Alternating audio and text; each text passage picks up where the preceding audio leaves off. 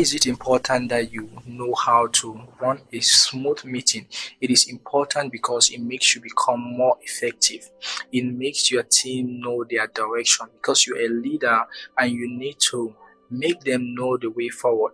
If you walk into a meeting without making a decision, you have just had conversations. And I earlier mentioned that if you just have conversation with people without making decisions, then your project is going to fail. Why? Because conversations don't run projects. Decisions make sure that project get to the next level. And that is what I share here. My name is Valerie and I'm a project manager. I enable people to become better leaders and better project managers. So if you're looking for project management tips and leadership tips, you're on the right channel. Let's get into this.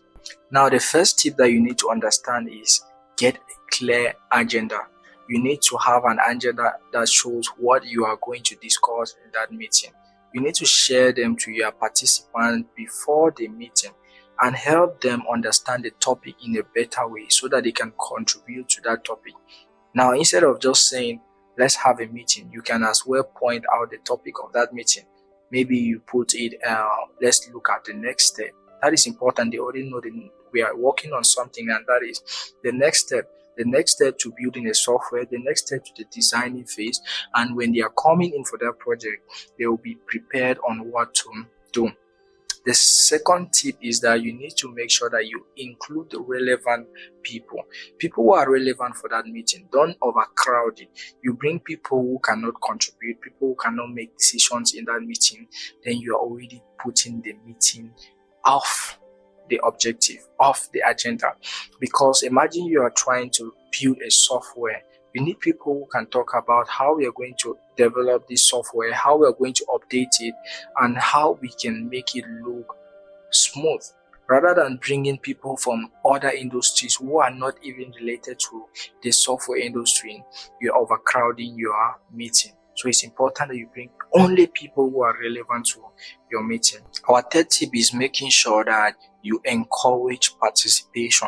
You need to make sure that people participate, people contribute their own invoice. You ask John, what do you think about this? I need your own suggestion. It is very important. Don't encourage dominance in your project, because at the end, when you have made decisions without people putting in their own opinions, it is going to affect that project. The next thing you want to make sure that you prioritize is also the time. Start on time and end on that time. If you say that you're going to last for that meeting for 30 minutes, make sure you prioritize that schedule, because people are going to respect that. You need to make sure that if you encourage people to always work on their time, they will prioritize your own time. If it's a 30-minute meeting, stay on that schedule. The next thing is documentation and decision. It is very important that you assign tasks. Immediately after the meeting, you draft out what is important, you take in their tasks, you delegate the tasks while you are still in the meeting, and you document all those things, because at the end, you need to send the updates to other people, maybe who were not able to be in that meeting, or people who could not recover everything. Once everything is jotted down, at the end of the meeting, you can share with other people. That is a very important way that you can keep your meetings moving in a proficient manner, and it enables you to stay updated as a project leader as well. It is very, very necessary. And once you have been able to reach at this stage, you will realize that engaging with other people, engaging with your stakeholders that you're working with in a project will no longer be difficult. And once you have been able to do that also, you realize that follow-up becomes easier, which is the next tip. You need to make sure that you follow up. Make sure that you track progress. What are we up to? What are they up to? What are they doing now? That is follow-up.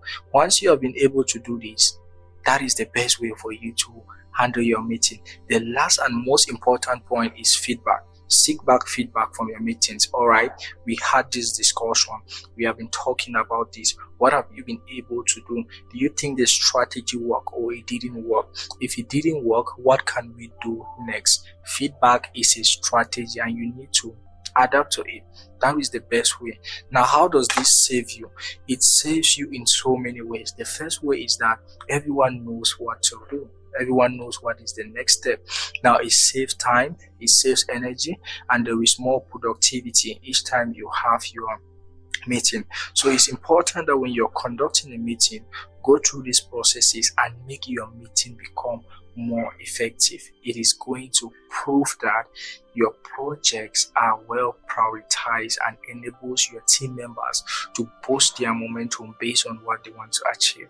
So if this helped you to plan a better meeting, hit the subscribe button, and I promise you I will bring more tips as far as project management is concerned, leadership is concerned, one conversation at a time. Thank you for being here. Cheers.